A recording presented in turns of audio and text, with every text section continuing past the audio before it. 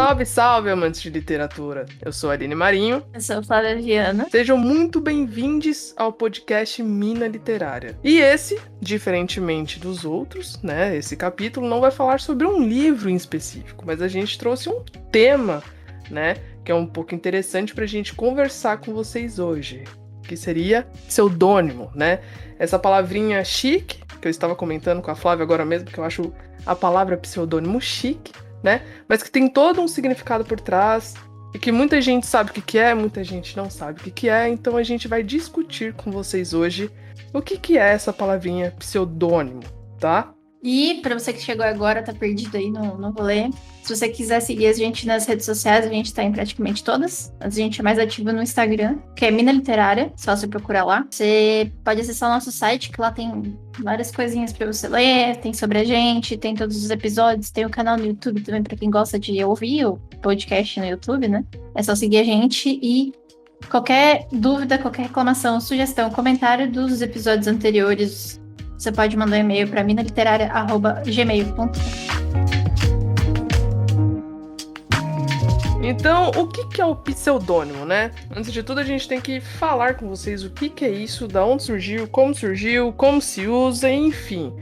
O pseudônimo nada mais é, né, do que um nome adotado por algum autor, algum cientista, algum cantor, enfim, né, que fez algum tipo de obra e que ele não usa o seu nome civil verdadeiro, tá? Ele pega um nome inventado, ele inventa, enfim, para poder usar. Então, por exemplo, eu me chamo Aline Marinho, lanço um livro, né? Só que eu não quero usar Aline Marinho. Então eu vou lá e crio um nome fictício para mim, que eu não faço ideia do que seria o meu nome. Não dá o nome, Flávia. Fernanda Martins. Fernanda Martins, exatamente. Eu lanço um livro como Fernanda Martins, tá? Porque eu não quero que saibam que eu que escrevi aquele livro, né? Ou simplesmente eu posso ter qualquer outro motivo para colocar o Fernanda Martins. Fernanda Martins é um nome chique, né? É um nome que dá visibilidade, assim. Então, o pseudônimo é isso, tá? Vocês podem perguntar, então, por exemplo, Pablo Vittar é um nome, é um pseudônimo. E o que a gente responde, Flávia? Que? Sim. Sim. Porque, afinal, quando a Pablo Vittar tá em ação, o CPF dela é deixado de lado. E quando ela se desmonta, muito provavelmente as pessoas tratam ela por outro nome. Assim como é em toda drag possível, né? Exceto as que têm o mesmo nome em drag e out of drag, né? Tipo, a própria RuPaul. A RuPaul se chama o RuPaul Charles, mas a drag queen é a RuPaul. Mas isso é um pseudônimo de certa forma, porque a gente pode até pensar que isso é nome artístico. Acho que, de toda forma, quando você muda seu nome por qualquer razão que seja, você já tá entrando nesse escopo de pseudônimo. É uma linha muito tênue pra gente apontar quem é pseudônimo, quem é nome artístico, até porque cada um usa por uma razão, né? Acho que toda razão pra mudar nome aí é válida, principalmente dentro da literatura, né? Que a gente... Da literatura e da música, né? Que a gente vai ver aqui ao longo do programa. Exatamente. Porque existem várias razões para se mudar o nome, né? Uma das principais, de forma mais abrangente, é a política. Porque, às vezes, o momento não contribui para que você se exponha, né? Principalmente durante períodos de censura. Você quer proteger sua família, você quer falar, você quer assumir posição política mais radical, que vá de contra um governo vigente, então você tem que se proteger de alguma forma, né? Exatamente. E o pseudônimo lá atrás, né, enfim, ele existe há muito, muito, muito tempo. Como a Flávia falou, realmente ele foi criado mais por essa questão política, né? Muitos autores, principalmente autores nesse início, eles não queriam mostrar suas verdadeiras identidades justamente por medo de algum tipo de retaliação, né? É importante dizer que todos nós somos seres políticos, já dizia Aristóteles, né? Para quem não sabe quem é Aristóteles, foi um filósofo grego famosíssimo, né? Ele seguia os passos de Platão. Ele sempre disse que a gente é um ser político, né? E uma aulinha rápida de história, né? Política não é só votar em 2 anos, seja para prefeito ou para governador, né?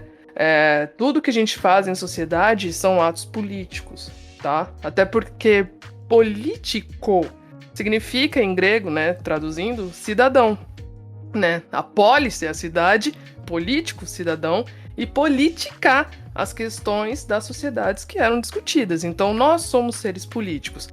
Então, se tinha algum autor, por exemplo, de uma determinada época, que estava incomodado com alguma coisa, e ele queria escrever, ele ficava, putz, eu posso me ferrar com isso, né?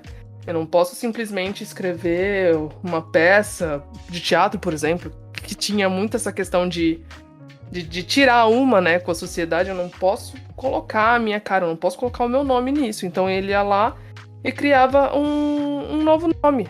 Então ele não deixava de exercer, né, sua função como cidadão, como político, né?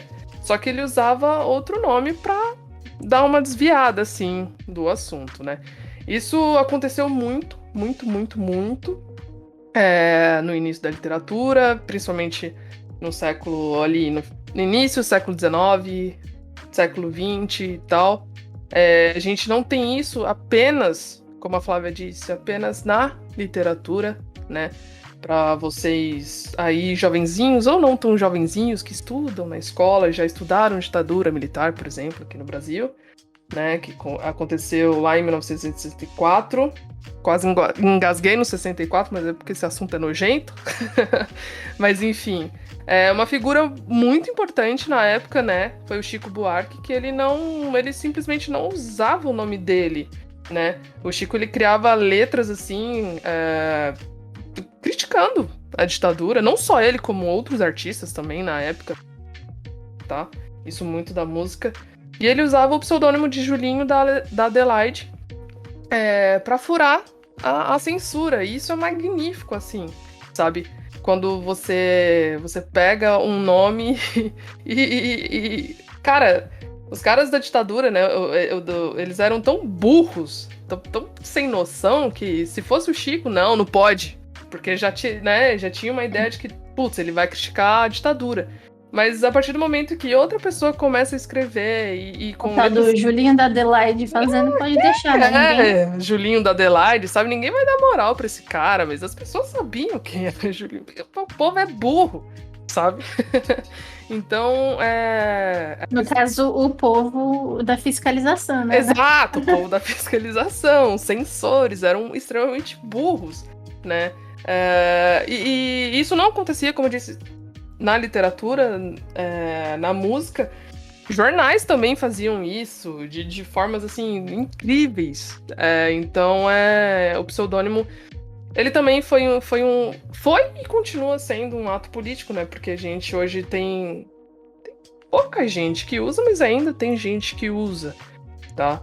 Então, é muito útil, digamos assim. E eu acho que vai continuar sendo muito útil, né, daqui a alguns anos. Então, estamos em tempos difíceis, né? Então, a gente não sabe o que vai acontecer aí. Não digo só no Brasil, eu digo dessa ascensão, infelizmente, da direita no mundo inteiro. Então, quem sabe a gente não volta a ter mais pessoas. Espero que não, né? Espero que a gente continue no... O ideal seria que não, né? Que as pessoas pudessem falar o que elas querem de forma... Exato, eu espero que a democracia criativa continue aí. E democrática. Exatamente, eu espero que isso aconteça, mas... né? E respeitosa, né? Porque você tem direito de falar que você pode atacar as pessoas, assim, gratuitamente. Então, eu espero que isso não aconteça, mas... Porque a gente pensa por um lado de que seria bom se todo mundo pudesse falar o que quer, mas porque a gente tá na posição e num lugar que favorece o nosso pensamento, né? Mas, por exemplo, a gente tem essa ideia de que se todo mundo falar o que quer e porque quer, quando quer, a gente vai ser atacado pelo lado oposto, né? Porque eles também vão ter o mesmo direito que a gente. Exatamente, aí vira um furduns. Não é mesmo? Vira um furduns. Aí vira o Twitter, olha. Exatamente, né? O Twitter é um grande espaço de pseudônimo, porque tem muita gente ali que não usa o nome. Né? Eu nunca tinha parado pra pensar nisso. Agora que você citou, realmente. Eu não uso meu nome Aline Marinho lá. Né? Só que eu exponho... Só reclamo. O Twitter é isso, sabe? Você cria um perfil... que geralmente não é com seu nome, que você vai lá pra reclamar. Você reclama do governo, você Pessoas reclama... normais, né, fazem reclamações. Pessoas malucas atacam umas às outras. Exato. E disseminam ódio Sim. e inverdades e afins. Sim, infelizmente tem isso também. Infelizmente tem essas pessoas que criam, né, essas personas nas redes sociais, os famosos robozinhos, pra disseminar ódio, enfim. É um lado ruim, né, de você ter essa liberdade de poder escolher qualquer nome que você quiser numa plataforma. Tem um lado bom e um lado ruim, como tudo nessa vida, né? Uhum. Mas eu não tinha pensado nisso, menina, que o Twitter é um grande conglomerado de pseudônimos. É um antro de pseudônimo. Sim, verdade, verdade.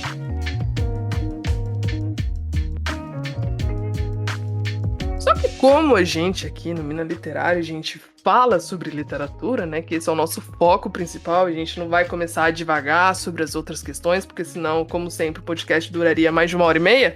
A gente adora fazer isso, né? Vamos direto ao ponto, que é para falar justamente sobre as escritoras que usaram pseudônimos, né? Então, no caso das mulheres, tinha questão política também, né? Porque muitas mulheres...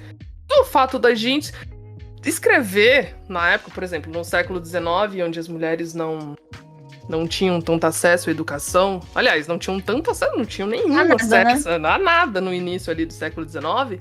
E escrever era um ato político. Então, aquilo era visto com maus olhos pela sociedade patriarcal, né? Os homens simplesmente não aceitavam isso. Até porque os escritores, como alguma boa parte dos músicos e afins nessas épocas, eles eram vistos como pessoas boêmias, assim, devassas, sem moral, sem...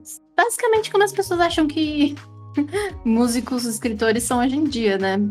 Nada mudou. Uma parte da sociedade que gera entretenimento, mas é escória. Não é uma parte da população a ser levada a sério. Sim. E fora que também, além disso, o mercado literário não levava a sério a empreitada feminina na escrita, né? Sim. Isso durou até um bom tempo atrás, assim, pelo menos até uns 30 anos atrás. Que é triste, né?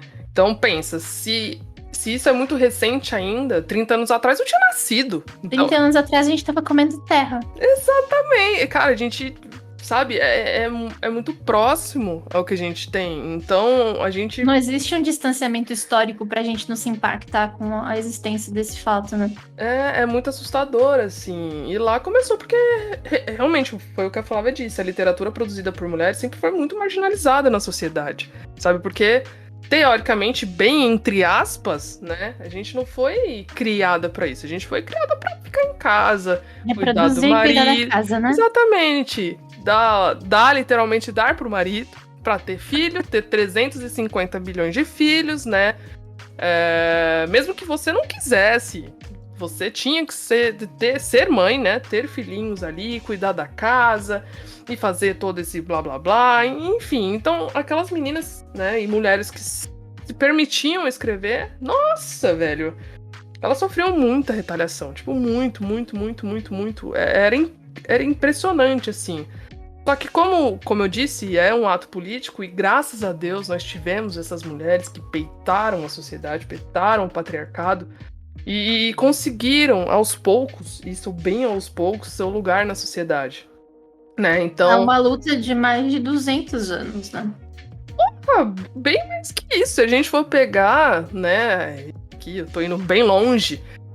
Um dos primeiros livros escritos com viés mais feminista, assim, foi escrito em 1400 pela Christine de Pizan. Não sei falar o nome dessa criatura, mas ela já... Cidade das Damas, inclusive. Ela já reclamava disso. Ela reclamava da sociedade patriarcal. Então, só que, tipo, era um milhão, né, que botou a cara e, tipo, ela é muito esquecida. Eu acho que quase ninguém tem conhecimento dessa pessoa, né, mas a gente veio com mais força, exatamente, foi o que a Flávia disse, no final, no final não, né, ali no meio, na metade do século XIX, quando, principalmente lá fora, né, as meninas começaram a escrever, as mulheres começaram a ser inseridas nas universidades. Uhum. No Brasil isso foi um pouco mais tarde, como tudo na vida aqui no Brasil, é muito difícil, né? Mas lá fora, as mulheres começaram a ser inseridas nas universidades. Muitas vinham para cá, muitas mulheres aqui do Brasil tiveram contato com essas mulheres lá fora, e isso começou a fortalecer, né? Tipo, elas começaram a ter essa vontade de criar, a ter essa vontade de escrever, né? E graças a Deus, mas assim, no início, muitas delas tiveram que usar pseudônimos para não serem rechaçadas, né? Para que suas obras fossem levadas a sério. Uma Porque questão de preconceito. além da problemática de uma editora, de uma publicação com nome feminino, existia a barreira da família, a barreira da sociedade em si. Porque, por exemplo, a Mary Shelley, ela era de uma família relativamente importante, ainda que de forma mais reduzida, mas e embora a família dela fosse de pessoas envolvidas com literatura, então acho que sempre existia esse medo de ter alguém associado a uma coisa tão sem futuro naquela época, assim. Até hoje em dia, né? Você fala assim pro seu pai que você vai ser escritor, você vai ver o que dele? Você vai passar fome, né? Mas, por exemplo, já não existe essa preocupação da sociedade ver você como pai de uma pessoa que escreve. Senão já não tem mais esse peso negativo, né? Sim. Hoje em dia as coisas estão melhorando. Bem pouquinho, aqueles passinhos, baby steps, mas já tá mais fácil para uma mulher publicar um livro com o nome dela maior do que o próprio título do livro, né? Sim. Hoje em dia. Mas tudo isso Sim. começou tem muito tempo, não foi a J.K. Rowling que começou isso, não. É verdade, é verdade. A Flávia falou da Mary Shelley, pra quem não sabe, ela é autora de Frankenstein, né? Um grande clássico aí da... É o quê? É terror? É um grande livro de ficção científica. As pessoas... Alguns dizem que é terror, eu não acho que é terror. Pra mim não é terror, pra mim é ficção Terror científica. é ficção científica. Mas muita gente, muito tempo, usou como um monstro, né? Aquela coisa assim, Mas terror. isso é muito mais responsabilidade do cinema do que do livro em si, né? Sim, exatamente. E também pelo fato dela estar acordando uma pessoa que já morreu, então... Mas o cinema popularizou Frankenstein como alguma coisa de terror, não de ficção científica. Sim, sim. Então, tipo, e ela veio, como a Flávia disse, de uma família, né? Ela era filha de ninguém menos, ninguém mais de... Eu não sei se eu vou pronunciar o nome da criatura certo, mas Mary Wollstonecraft. Não sei se é isso, amiga. Mas, enfim, ela foi uma das grandes precursoras do feminismo ali, né? No início do século XIX. Então, ela veio de uma família bem estruturada, assim, né? Bem literária. Só que a gente pensa, então ela não sofreu com isso, muito pelo contrário. Ela sofreu sim. Ela escreveu Frankenstein, né? E a primeira edição, publicada lá em 1818, perdão, faz tempo para um cacete, né? A gente pensa que 200 anos e uns quebradinhos, né? Exato, faz tempo pra cacete. E assim, ela usou um pseudônimo e o prefácio ele foi escrito pelo marido dela, né? O Percy Shelley, né? E durante muito tempo, a obra foi associada ao Percy. Pensavam que o marido dela tinha escrito a obra, né? E que não, só que, tipo, ela lutou pra isso, sabe? Então, em 1822, né? Um pouco tempo depois, na segunda edição, o nome dela já foi publicado na capa. Então, tipo... Inclusive, esse 1822 foi o ano que ela e o Percy já não estavam mais juntos, né?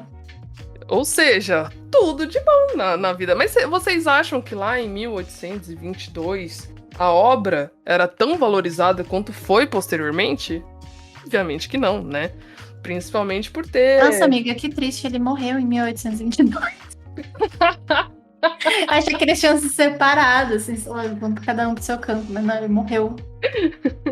Ele libertou a Mary Shelley. Exato, a Mary Shelley, assim, foi liberta. Na verdade, eu acho que eles foram muito parceiros, né? Pelo que eu sei, assim, eles foram muito parceiros. Ele apoiava muito. Apoiava assim, né? Naquelas. É o famoso... O macho, o esquerdomacho, né? Que apoia, mas fica ali com uma certa invejinha do que a mulher tava fazendo. Mas, na época, depois que lançou essa segunda edição com o nome da Mary Shelley estampado na capa, não teve tanta coisa, assim, tanto um boom, né? Só muito tempo depois que veio o cinema, que fez as primeiras adaptações e depois foi crescendo, enfim. E hoje é considerado o primeiro grande livro, como a Flávia disse, o primeiro grande livro de ficção científica. Então, quem lê assim, quem não leu, leia, porque é muito bom, eu gosto muito. E dá um quentinho no coração de saber, né, que foi uma mulher lá no século XIX que escreveu. É muito interessante. Então, tipo... Pra vocês terem ideia, a primeira adaptação de Frankenstein foi feita em 1910. E foi produzido por Thomas Edison. Olha, tudo desse do Thomas Edison eu não sabia, não. E caralho, foi antes do Titanic afundar, então faz tempo para um cacete. Foi.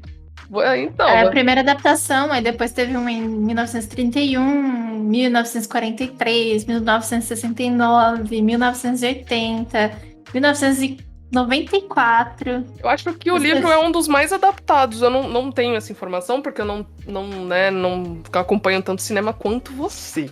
Mas eu acho que Frankenstein é um dos filmes mais adaptados da história.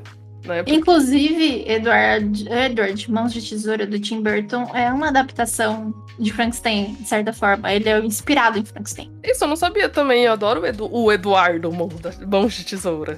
O Eduardo Mãos de Tesoura é um filme inspirado no Frankenstein da Mary Shelley. Olha aí. Em 2015 também teve uma adaptação, né, do Victor Frankenstein, do James McAvoy e do Daniel Radcliffe como protagonistas. É verdade. Então, até outro dia também tinha aí Penny Dreadful com uma adaptação pra TV. Que não falta. Gente, é isso. Até a gente morrer, espero que demore muito tempo, a gente vai ter adaptação. Vai ter, né? Entendeu? Porque isso é uma prova de como a história é boa e de como ela pode ser relida de várias formas, interpretada de várias formas. Dá pra você tirar pequenas coisas e transformar em outras coisas. Assim como se deu pra fazer de Emma um Patricinhas de Beverly Hills, dá pra fazer de Frankenstein qualquer coisa. Cara, até Pica-Pau, entendeu? Até no desenho Pica-Pau teve lá o Frankenstein. Não sei se vocês são da minha época pra ter assistido Pica-Pau. Você já assistiu esse episódio de Pica-Pau que tem lá o Frankenstein? Sim, aquele que fica pegando o rabo do Pica-Pau. Exatamente, fica tirando a peninha do rabo do Pica-Pau. O passarinho nem tem rabo, né? Mas o Pica-Pau tem aquelas peninhas ali do rabichinho. Peninha, aquele adereço dele. Exato, então, cara, a história é sensacional. Quem não leu, como eu disse, leia de novo. E na literatura tem, assim como no cinema tem muita versão, na literatura o que tem de versão desse livro não é brincadeira. De vistas diferentes, né? Sim, de capas diferentes, de edições diferentes, de diagramação diferente, tipo... Mano, tem pra todos os gostos, assim, sabe? Tipo, de verdade, assim. Eu tenho um que é de capa mole e tal, não é tão bonito. Mas tem uns novos, assim, de capa dura. Eu acho que a Darkside tem um. Darkside me nota, assim, porque eu amo os livros de diagramações. Mas se eu não me engano, eles têm um de capa dura que é muito, muito, muito, muito bonito, assim. Então, livro bonito, livro, né, chique. Mary Shelley foi um grande exemplo. E assim, ela foi uma das, né, enfim, na história tem outras centenas de mulheres que usaram pseudônimos, né? E as irmãs Brontë, né? Acho que todo mundo conhece pelo menos uma das irmãs Brontë, por exemplo. Pelo menos uma dessas chatas. Fala assim das irmãs Brontë, coitadas. Amigas, elas foram importantes pra literatura. Ah, foda-se, chatas. A Flávia não gosta de romance. Não gosto de chato. Se bem que o Morro dos Ventos Uivantes tem aquela coisa, né? Eu não gosto. Tá vendo? São importantes pra literatura, mas foda-se. Elas não sou obrigada. Elas são importantes pra literatura, mas realmente o Morro dos Ventos Uivantes. Eu lembro, assim, eu já vou... Elas eram conhecidas como os Irmãos Bell, tá? Mas só um adendo aqui. Eu lembro que o Morro dos Ventos Uivantes deu um boom, assim, na época do quê? Quem lia o Morro dos Ventos Uivantes? Bella Swan, de Crepúsculo. Eu lembro que quando lançou Crepúsculo e ela citou esse livro, eu lembro que, cara, deu um boom na venda desse livro. Amiga, vamos fazer um episódio de Crepúsculo. Super aceito, porque aqui só vai. Porque eu nunca li.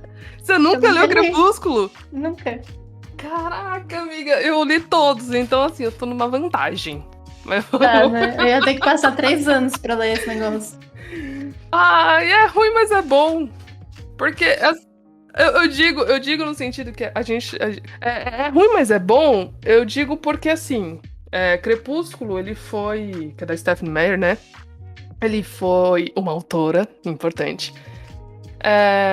Ele inseriu muita gente na literatura. Então, eu acho que foi extraordinário, né? O que ela conseguiu, assim. Eu digo... Por isso que eu digo que a gente não deve discriminar a leitura do amiguinho, porque a pessoa pode estar lendo Crepúsculo, mas ela nunca leu nada na vida, ela vai começar por Crepúsculo, ela vai pra outro lugar, ela não vai parar ali. Exatamente. Se a pessoa começou... Eu conheço muita gente, inclusive você, deve ter sido alfabetizada lendo Harry Potter. Eu acho Harry Potter um saco. O meu foi o Pequeno Príncipe. Mas eu não vou falar assim, nossa, que bosta, fulano lê Harry Potter. Foda-se, mano, ele aprendeu a ler esse negócio e dali vai pra outro lugar, entendeu? Sim, com 11 anos eu li Harry Potter. Sim. Exatamente. Então, pra mim, na minha época... na leitura. Na minha época, foi Harry Potter, assim.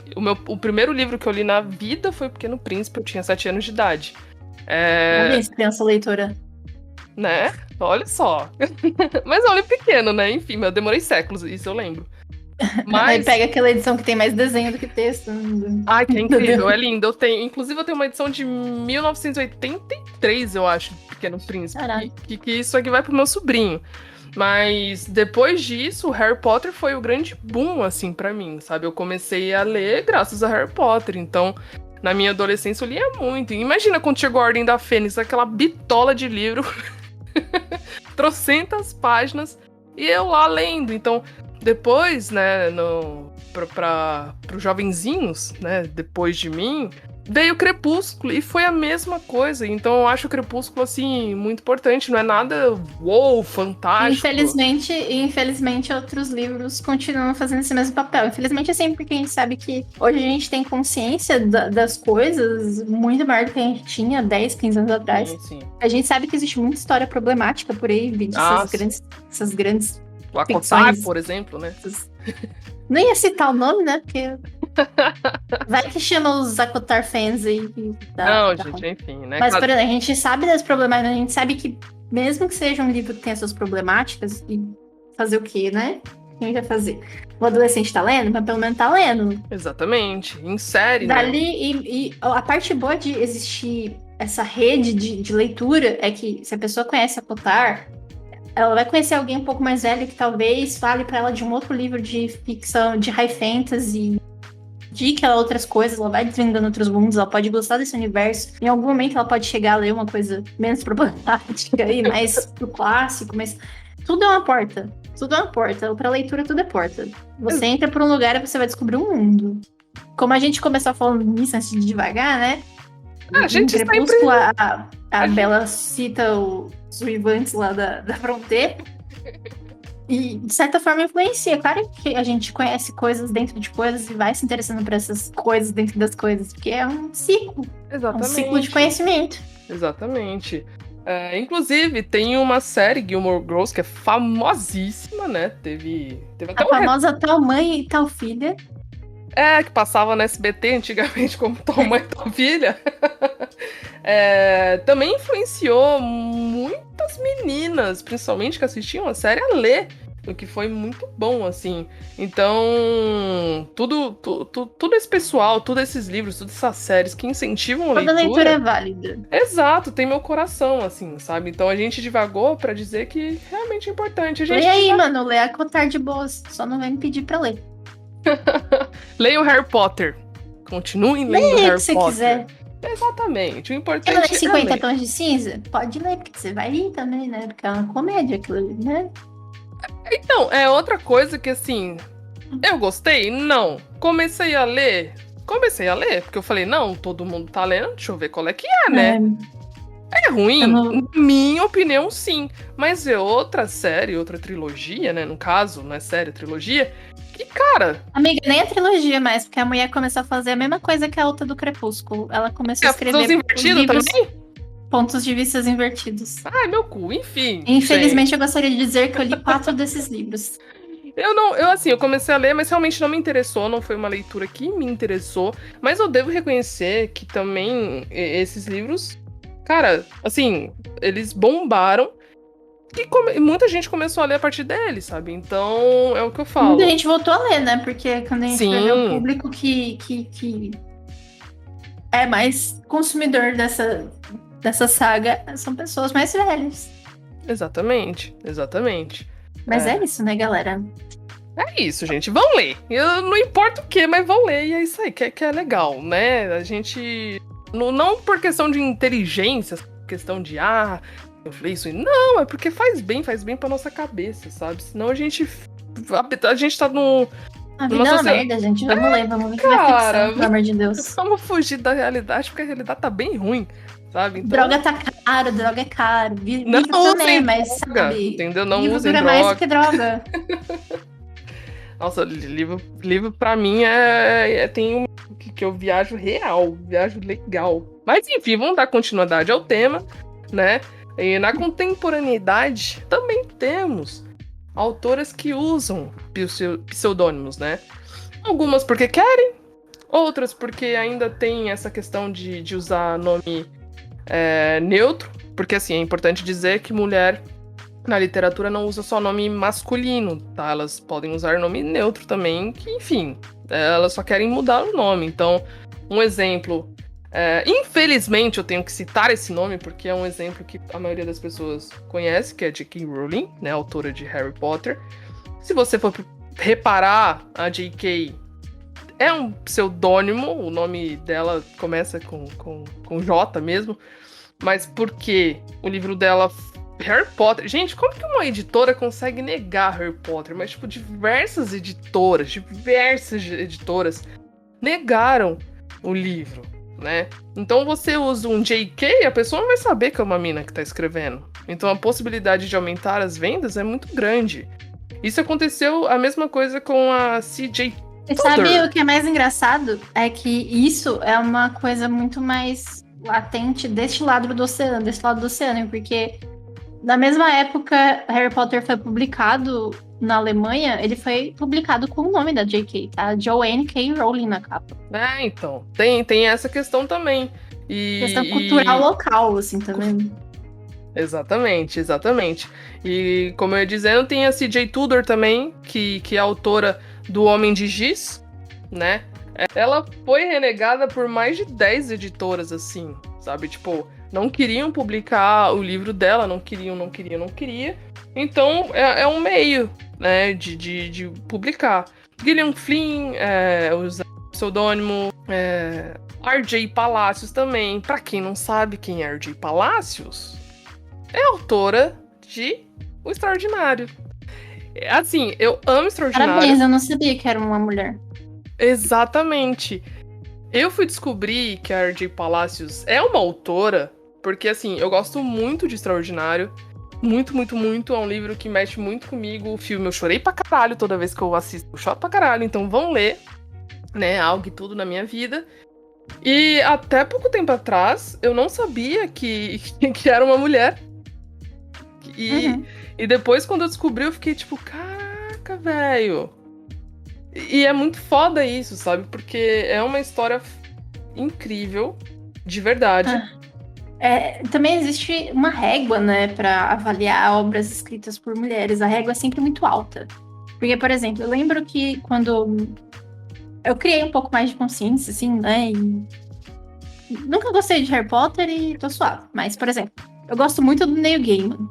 O Neil Gaiman tem uma obra chamada Livros de Magia. E o protagonista é nada mais do que um garoto de óculos, cabelo preto, que é um bruxo. O nome dele é Timothy Hunter. Eu lembro que teve uma época que houve muita comparação de Harry Potter com essa obra do Neil Gaiman. E a CJ Tudor passa pelo mesmo em relação ao terror, né? Porque todas as histórias dela tem esse terror, Quando a gente tiver uma oportunidade, talvez eu fale mais mal desse livro, mas do Homem de Giz, mas ela tá sempre sendo comparada a escritores de terror, principalmente com Stephen King. E claro que existem elementos comparativos nas duas obras, né? Mas a régua para avaliar a obra escrita por uma mulher é sempre mais alta. É igual quando extrai um filme de boneco com a protagonista mulher, sei lá, Capitã Marvel, Mulher Maravilha. Eu amo que você usa filme de boneco pra falar de filme de super-herói. E, tipo, Pra pessoa que tá vendo o filme do Superman, ok o maluco ter caído do espaço. Num sítio, no Arkansas, no Kansas, sabe? Mas aí ele quer questionar por que a Mulher Maravilha é tão poderosa. Por que ela é uma deusa? De onde veio isso, sabe? A régua de comparação é sempre mais alta quando a obra é feita por uma mulher, protagonizada por uma mulher, escrita por uma mulher, dirigida por uma mulher. A gente tá sempre numa constante avaliação da sociedade. Sim. E o pseudônimo também é um jeito de escapar disso. Porque você consegue um pouco de visibilidade no mercado, porque as pessoas não identificam o seu gênero e não usam essa régua absurdamente alta pra comparar o que você escreve e faz com outros homens. Com homens, né? Sim. E acaba sendo um jeito de fugir disso, porque é o inferno você ter seu trabalho o tempo todo comparado com coisas que vieram antes, porque não existe mais nada original. As coisas vão ser um pouco daquilo, um pouco disso. Se você pegar qualquer livro hoje, você vai identificar um elemento que você conhece do passado. E não tem como escapar disso, sabe? Você quer coisa mais cultural de que 3 protagonistas em coisas, ou triângulo amoroso, né? O personagem com duas criaturas ali disputando o amor dessa pessoa. Ou 3 amiguinhos em filmes, né? A gente tem muito isso em Harry Potter, em Percy Jackson, né? De ter essa amizade, assim, de passar por altas aventuras, assim, né? Daqueles personagens. Então, e Buffy na televisão, porque tem a Willow, o Xander e a Buffy. Cara, isso nada se cria, tudo se copia hoje em dia, sabe? Lógico. Se recicla, né? Porque, por exemplo, a gente tem um trio de protagonistas, e um trio de protagonistas há 200 anos, muito provavelmente era um grupo desigual, ou eram 3 homens, ou era uma mulher que era subjugada, e hoje em dia ou são 3 amigas, ou são 3 pessoas de etnias diferentes, de sexualidades diferentes. Sim. Tudo se recicla, né? Tudo acompanha o tempo em que se passa. Sim, exatamente. E cara, e é isso, entendeu? É sobre isso. É sobre isso. É sobre isso. O pseudônimo ele vai continuar existindo, né? Eu não acho que seja com tanta força como antes, porque graças às nossas antepassadas, nossas maravilhosas mulheres que lutaram para botar suas caras, né, em jogo, seus nomes, na verdade, em jogo, a gente tem conseguido mais isso, né? A gente tem que contar com a sociedade, né, para isso também. Exatamente. É um pouco complicado, difícil. Exatamente. Mas é porque eu tenho percebido. Infelizmente eu não vou tanto em livraria como eu gostaria, por motivos de pandemia. Mas eu vejo, por exemplo, se eu entro na Amazon e entro na lista de mais vendidos, a maioria dos livros hoje em dia são escritos por mulheres. E isso sabe que é uma coisa bem legal? Existe muita mulher escrevendo high fantasy, tipo, um gênero que era dominado por homem. Sim. Tem isso também. Tem muita mina colocando a cara pra jogo aí, muito boa aparecendo, sabe? E com os nomes delas mesmo, sabe? Então é muito, muito gratificante isso. Acho que o mercado editorial entendeu que as pessoas, para ler as coisas, elas precisam se identificar de alguma forma. Exatamente. E não basta ser uma história legal que me identifique na história. Se de repente a autora... de repente a pessoa que escreve o livro é uma mulher, se é uma mulher negra, se é uma mulher trans, se é uma mulher que está dentro do espectro da sexualidade do LGBTQIA+, isso torna isso muito mais próximo. E hoje rede social abriu um espaço também. A gente abre o Instagram e vê os stories da Taylor Jenkins Reid fazendo compra no mercado, sabe? É claro que sempre o perigo da exposição, da aproximação, da idolatria exagerada das pessoas, porque o ser humano é incontrolável.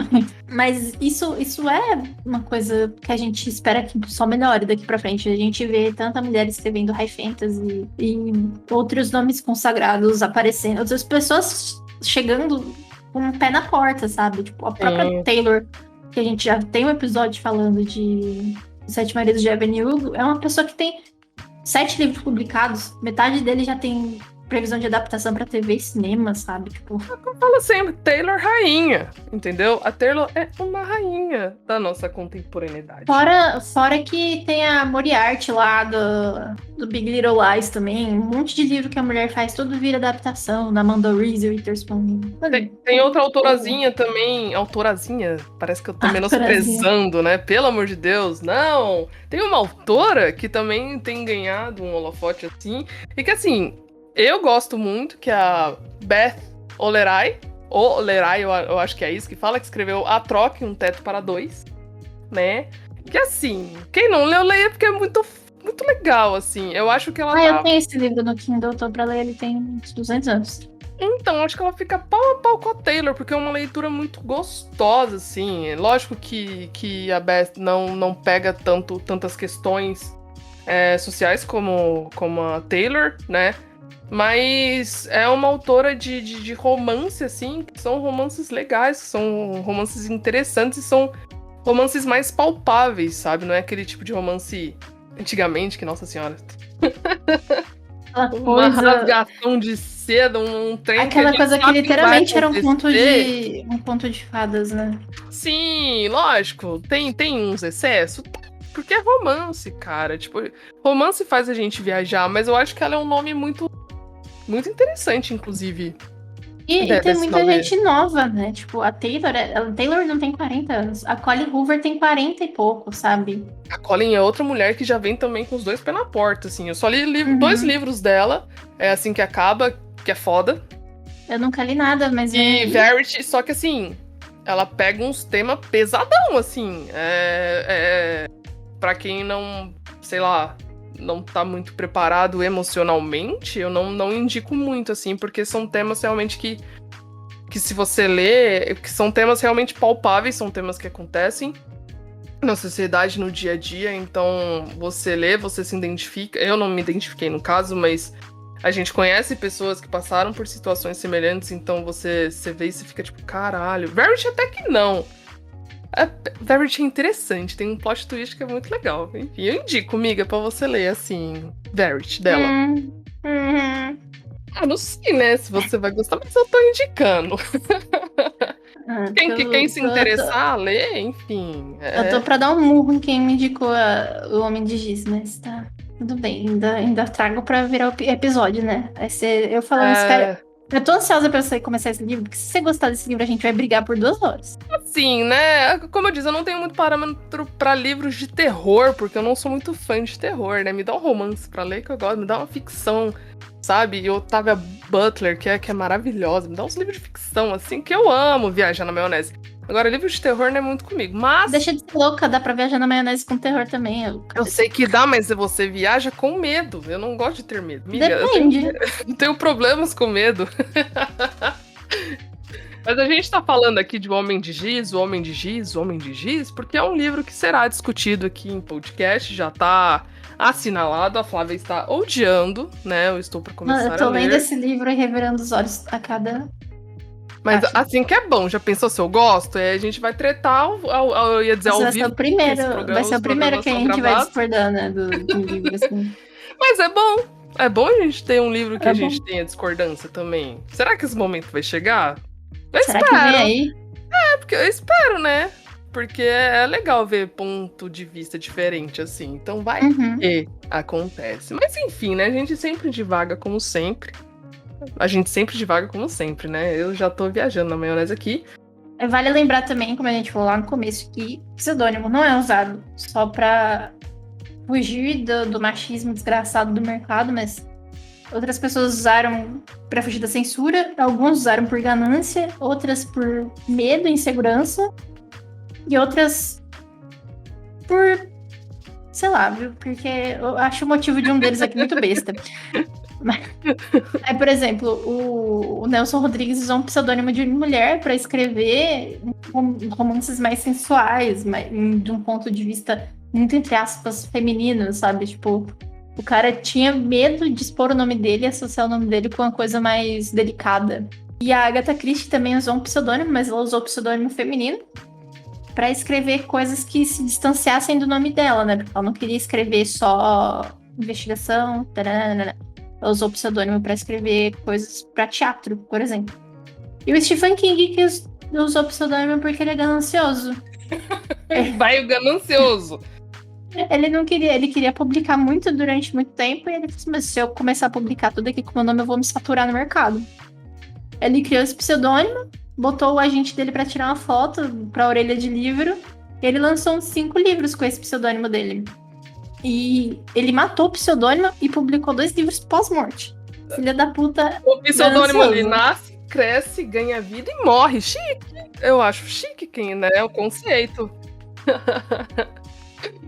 Então, foi o que a Flávia disse, né? O pseudônimo ele é geral, não é só por mulheres, é utilizado por homens, é utilizado de propósito, é utilizado pra fugir de alguma coisa. Enfim, ele é pau pra toda a obra. E a gente falou que o pseudônimo vai continuar existindo, porque, né, muitos artistas usam pseudônimos também, atores, né, usam pseudônimos, músicos usam pseudônimos, escritores usam pseudônimos. Então, é algo geral, assim, que daqui a um tempo, quem sabe, eu e a Flávia, a gente não lance um livro, mentira, vai usar o nosso nome mesmo, porque a gente é foda, entendeu? Porque o nome é bonito, eu gosto dele. Aline Marinho e Flávia Viana. Já pensou, gente? Um livro com essas duas autoras? Que maravilhoso.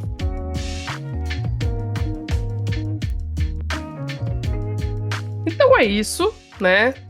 Espero que vocês tenham gostado desse podcast. Eu espero que vocês gostem desse tipo de conteúdo também, né?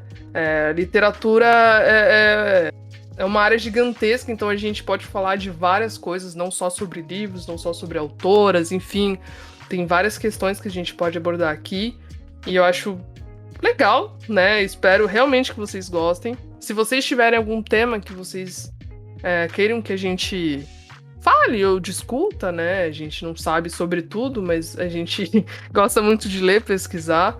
Somos duas curiosas, né? Pra cacete. Num nível de, tipo, a Flávia, por exemplo, se ela não souber de algo, ela passa a noite inteira estudando sobre aquilo e ela vai descobrir como é que faz e ela vai fazer. E foi assim que a gente descobriu como é que fazia um podcast, como é que fazia um site. Exatamente, entendeu? Então é o seguinte, eu não sei de um tema, vou lá, estudo e trago o que for possível, entendeu? A gente pesquisa e é isso. Se vocês tiverem, né, qualquer assunto que vocês queiram, pode falar com a gente. Eu espero que vocês continuem escutando o nosso podcast, que é muito importante, né? Lá no Orelo, principalmente porque monetiza as mana aqui, né? Então é importante pra gente investir nesse podcast, mas escutem no Spotify, no YouTube, vão lá no site, compartilhem com os amigos, apresentem pros seus parentes, né? E é isso, gente. Agradeço muito, muito, muito a audiência de vocês. Vocês são muito importantes pra gente. E, enfim. E se vocês olharem lá no Instagram, um tempinho atrás, a gente fez um post sobre pseudônimos. A gente listou 5 autoras que usam pseudônimos. A gente acha que a gente falou de alguma obra delas. E tá lá. E no Instagram sempre tem um postzinho bacana com alguma dicasinha legal de filme, que tem livro, de assuntos legais, de dicas pra leitura. Então fiquem de olho lá. Compartilhem o episódio. Façam o que vocês puderem pra espalhar a Mina Literária por aí, que a gente agradece. Vocês moram no coração da gente. Depende, porque tem dia que meu coração não está habitável. Mas eles dão cheiro de ódio. Fiquem atentos nos próximos episódios, que provavelmente eu e a Flávia vamos entrar no ringue com o Homem de Giz, ou não? Muito provavelmente pode ser que tenha um fight com o Homem de Giz. Né? Fiquem aí atentos nos próximos Ou vai ser as duas contra o livro, né? Ninguém sabe. Né? Só xingamento, só puta que pariu, que coisa ruim. 1h30 da gente xingando o livro. Meu sonho. Destruir esse livro, tacar fogo. Vocês verem, nem tudo é rosas, né? Só porque a gente fala de mulher aqui que a gente tem que achar tudo que mulher faz bonito. Exatamente, entendeu? Tem muita coisa que é ruim mesmo. Tem muito livro que é ruim, que nem 50 Tons de Cinza, pra mim A gente falando meia hora atrás, 30 anos atrás, que não importa a sua leitura, o importante é ler. No final a gente termina falando mal do livro. Não, mas o que importa é ler. Mas lógico que a gente vai ter a nossa opinião. É o que a Flávia disse. A gente exalta autoras porque a gente quer dar espaço e visibilidade pra elas. Mas claramente vai ter livro que a gente não vai gostar e tá tudo bem, porque realmente a gente não é obrigado a gostar de tudo, sabe? Tem livro que realmente é muito ruim. Tem livro que é espetacular, tem autora que a gente vai colocar num pedestal. Tipo, a gente sempre vai ter opiniões positivas e negativas. Tudo bem. E nem só de elogios sobrevive o ser humano. Exatamente. E é isso. E é isso, gente. Muito obrigada pela audiência. Vocês moram no coração ou não da gente, tá bom? E fiquem atentos aos próximos capítulos. Um beijo. Um beijo, minha gente. E tomem água. Por favor, se hidratem. Tá muito quente ultimamente. Tchau.